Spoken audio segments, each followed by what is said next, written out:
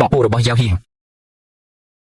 បន្ទាប់ពីយ៉ាវហ៊ីស្លាប់ទៅឯងបានកម្ចាត់បន្ទាយខ្យល់ខ្មៅចោលហើយយកទ្រព្យសម្បត្តិដែលគេប្លន់បានទាំងអស់មកធ្វើជាកម្មសិទ្ធិផ្ទាល់ខ្លួនយើងមកទីនេះតាមបញ្ជាថ្នាក់លើដើម្បីមកសង្គ្រោះជនរងគ្រោះ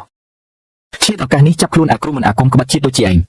បើឯងចេះដឹងខុសត្រូវចូលប្រគល់ទ្រព្យសម្បត្តិមកយើងអាចពិចារណារសាស្បែងឲ្យនៅពេញលេញ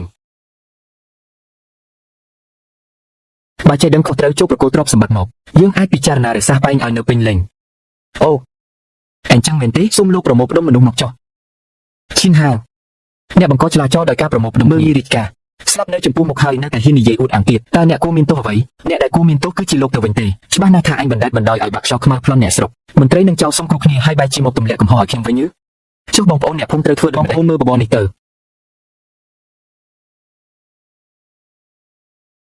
ថែមទាំងបង្ខំឲ្យបងប្អូនធ្វើជាឆ្កែបម្រើពួកគេទៀតតើបងប្អូនអាចជឿបានទេចំពោះរឿងនេះ3ឆ្នាំមកនេះការពីបានធ្វើអ្វីសោះត្រីជាជនរាជមិនដែលខ្វល់ពីសុខទុក្ខពួកយើងឡើយផ្ទុយទៅវិញគឺលោកម្ចាស់ចិត្តថតឈីម្នាក់បន្ទាប់ពីលោកមកដល់លោកបានជួយសង្គ្រោះជនរងគ្រោះមានលោកចែកបបរនិងនំប៉ាវជារៀងរាល់ថ្ងៃទេពួកយើងប្រហែលជាដាច់បាយស្លាប់ដែរហើយពួកយើងជឿលើសម្ដីរបស់លោកលោកស្រានជឿខ្លាំងណាស់ចាប់ខ្លួនជនអួតអាំងនេះឲ្យខ្ញុំអ្នកណាហ៊ានជួយវាសម្រាប់ចោលកុំទុកបើហ៊ានជួយវាសម្រាប់ចោលកុំទុកបងថ្លៃតើពួកយើងគួរធ្វើដូចម្តេចឥឡូវនេះហេ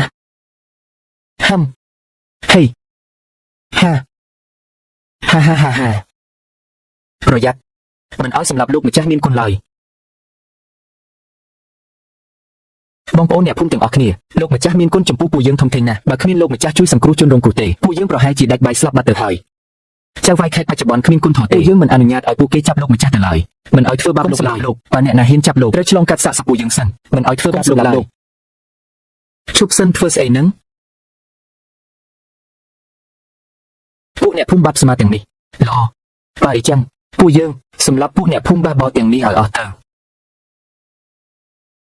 មិនស្រួលទេប្រព័ន្ធតើមានអ្វីដែលអាចការពារពួកគេបានទេណែនាំឲ្យបដូរយកយ៉ាត់ការពារកម្រិតបឋមសម្រាប់ក្រុមវិសាលភាពគ្រប់ដណ្ដប់លើជនរងគ្រោះទាំងអស់នៅទីនេះទប់ទល់នឹងដាវនិងព្រួនធម្មតាបានដល់កម្រិតអាត្មាម៉ាតម្លៃនៃការផ្ញើផ្អើល 1000 ពិន្ទុឥតន័យយុទ្ធការពារមានប្រសិទ្ធភាពរយៈពេល1ម៉ោងវ៉ា10ម៉ោងនឹកស្មានមិនដល់ថាអញមិនទាន់ដេកសោះពិតជាស្រួលខ្លួនណាស់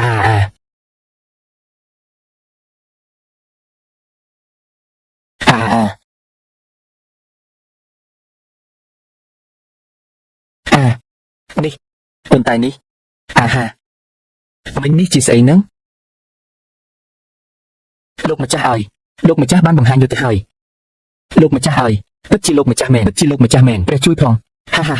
លោកម្ចាស់បង្ហាញយុទ្ធមែនកុំនិយាយច្រើនវាច្បាស់ជាប្រើល្បិចបោកភ្នែកហើយម្នាក់ឯងសម្រាប់វាមិនសម្រាប់វាជាមួយគ្នា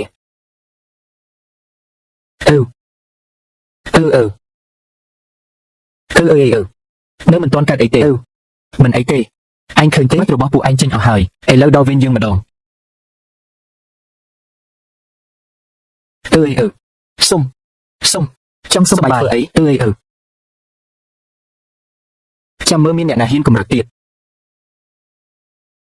ហេចាំមើលមានអ្នកណាហ៊ានកម្រើកទៀតមុនអាគមខ្មៅនេះជាមុនអាគមខ្មៅស្អីមុនអាគមខ្មៅនេះគឺជាច្បាប់មេឃដែលដាក់ទោសមន្ត្រីថោកទាបដូចជាឯងយើងមិនអាចសម្រាប់យើងបានទេរាជការនឹងបញ្ជូនតបមកដល់ទីនេះឆាប់នេះបើឯងសម្រាប់យើងគឺស្មើនឹងល្មើសច្បាប់ព្រះមហាក្សត្រយើងមានច្បាប់រដ្ឋទោះបីជារាជការធ្វើអ្វីឯងមិនបានប្រជារាស្ត្រទាំងអស់ដែលជួយពួកឯងមិនបានទេទាំងអស់នៅពីក្រោយអ្នកនឹងស្លាប់ដោយគ្មានកន្លែងកប់ឡើយតើគួរធ្វើយ៉ាងណាទៅបងថ្លៃចៅហ្វាយខេតវាងមិនដូចយ៉ាវហ៊ីទេគាត់គឺជាមន្ត្រីរាជការអ្នកកុំអន្ទះអន្តែងពេកលោកចៅហ្វាយខេតវាងលោកមិនចង់ហូបបបរទេមែនទេបើអញ្ចឹងពួកយើងមកភ្នើគ្នាទៅលោកចៅហ្វាយខេតវាងលោកមិនចង់ហូបបបរទេមែនទេបើអញ្ចឹងពួកយើងមកភ្នើគ្នាទៅយកពងភ្នើស្អីភ្នើថាមុនពេលថ្ងៃលិចខ្ញុំខិនហៅនឹងអាចឲ្យជនរងគ្រោះពេញទីក្រុមហូបបរអង្គខាប់មួយចានថែមទាំងឲ្យពួកគេបានហូបសាច់យ៉ាងពេញមាត់ទៀតផងប្រសិនបើខិនហៅខ្ញុំធ្វើមិនបានលោកចង់ធ្វើបាបខ្ញុំយ៉ាងណាក៏បានតែបើខ្ញុំធ្វើបានលោកត្រូវនាំមនុស្សរបស់លោកចាក់ចេញពីក្រុងវីជាបន្ទាន់ហើយលោកជំគុំសុំទោសប្រជាជនព្រមទាំងប្រគល់ប្រាក់ពុករលួយដែលលោកប្រមូលបានដើម្បីជួយសង្គ្រោះគ្រោះមហន្តរាយខិនហៅតើអ្នកឈួតហើយមែនទេក្រុងវីគ្មានសល់គ្រាប់ស្រូវសំបីតែមួយគ្រាប់ហើយខាងក្រៅក្រុងក៏ត្រូវបានខ្ញុំបានអ្នកទៅហើយដែរនឹងសាច់មកពីណាបើអញ្ចឹងការភ្នាល់នេះខ្ញុំយល់ព្រមលេងជាមួយអ្នកបើអ្នកចាញ់ មិនត្រឹមតែត្រូវឲ្យខ្ញុំចាត់ការតាមចិត្តទេនារីស្អាតនៅក្បែរខ្លួនអ្នកទាំងនេះក៏ត្រូវជារបស់ខ្ញុំដែរសន្យាតាមនឹងចុះហាំអ្នកទាំងអស់គ្នាទៅរៀបចំដុតភ្លើងដាំបាយសិនទៅថងស៊ីជួយដូរស្បៀងអាហារនិងសាច់ឲ្យគ្រប់គ្រាន់សម្រាប់មនុស្សពេញទីក្រុងឲ្យខ្ញុំផងបានដូរជូនម្ចាស់រួចរាល់ហើយបានដាក់ចូលក្នុងថង់ឆែងខំរួចរាល់ហើយមនុស្ស 50000 នាក់ហូបម្នាក់មួយពេលយ៉ាងឆាប់ជួយដូរតង់ការពារសាមញ្ញនិងម្សៅថ្នាំព្យាបាលរបួសបឋមខ្លះមកទៀតក្រែងមានការប៉ះទង្គិចគ្នាវានឹងអាចការពារមនុស្សចាស់ក្មេងនិងស្ត្រីបានដូរបានជោគជ័យសម្ភារៈត្រូវបានដាក់ចូលក្នុងថង់ឆែងហើយចេញមកប្រើបានគ្រប់ពេលតាមរយៈការហឹមលោកចាហ្វៃខេតវងថ្ងៃនេះខ្ញុំត្រូវតែឲ្យមន្ត្រីពុករលួយដូចជាឯងខ្ជាក់ទ្រព្យសម្បត្តិដែលឯងលួចបានទាំងអស់នោះចេញមកឲ្យអស់មានគុំគ្នាគំរុញគ្នាអ្នកទាំងអស់គ្នាគំរុញតម្រង់ជួរឲ្យស្រួលគ្រប់គ្នាចាប់តម្រង់ជួរសុំទោសអរគុណកាន់ឲ្យជួរអរគុណព្រះជាម្ចាស់អរគុណច្រើនអូយល្អអរគុណលោកម្ចាស់ដែលបានជួយសង្គ្រោះជីវិតសូមលោកម្ចាស់អាយុយឺនយូរសូមលោកម្ចាស់អាយុយឺនយូរសូមលោកម្ចាស់អាយុយឺនយូរសូមលោកម្ចាស់អាយុយឺនយូរសូមលោកម្ចាស់អាយុយឺនយូរសូមលោកម្ចាស់អាយុយឺនយូរសូមលោកម្ចាស់អាយុយឺនយូរសូមលោកម្ចាស់អាយុយឺនយូរសូមលោកម្ចាស់អាយុយឺនយូរសូមលោកម្ចាស់អាយុយឺនយូរព្រះបរមរាជវាំងចម្រើនរុងរឿងអាយុយឺនយូរជានរណាទីហ៊ានរាជការមកហើយតើមានរឿងអ្វីកើតឡើងនឹងនេះវិបត្តិជាសាច់ទាំងអស់មែនតើរបស់ទាំងនេះបានមកពីណាច្បាប់លួចឃ្លាំងរត់ជំនាញលួចឃ្លាំងរត់លោកចាហ្វៃខេតវងការភ្នាល់នេះខ្ញុំជាអ្នកឈ្នះឥឡូវនេះដល់ពេលឯងត្រូវរក្សាសន្យាហើយនាំមនុស្សរបស់ឯងចេញទៅឲ្យឆ្ងាយពីទីនេះទៅលុតជង្គង់សំពះទទួលកំហុសខ្ជាក់ប្រាក់សំណុកមកវិញគុំសង្ឃឹមឲ្យសោះមិនដែរចង់រឡាសម្ដីមែនទេយើងជាមន្ត្រីដែលតែងតាំងដោយរាជការតើឯងជាស្អីទៅហ៊ានមកប៉ះពាល់យើងបែបនេះ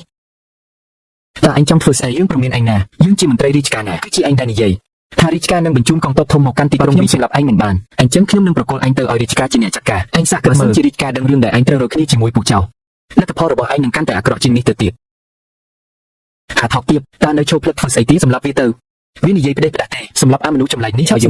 ងភ្លាមទៅសម្រាប់វាទៅវានិយាយផ្ដេសផ្ដាស់ទេសម្រាប់វាឲ្យខ្ញុំគ្រាន់តែនិយាយផ្ដេសផ្ដាស់សម្រាប់អាមន្ត្រីចម្លែកសម្រាប់វាចោលភ្លាមទៅចាំមើលតើនរណាហ៊ានចូលមកសាកតើដាវរបស់ពួកឯងលឿនក៏គ្រាប់កំភ្លើងរបស់ខ្ញុំលឿនជាងឬមួយក៏ចង់សាករសជាតិគ្រាប់បែកនេះ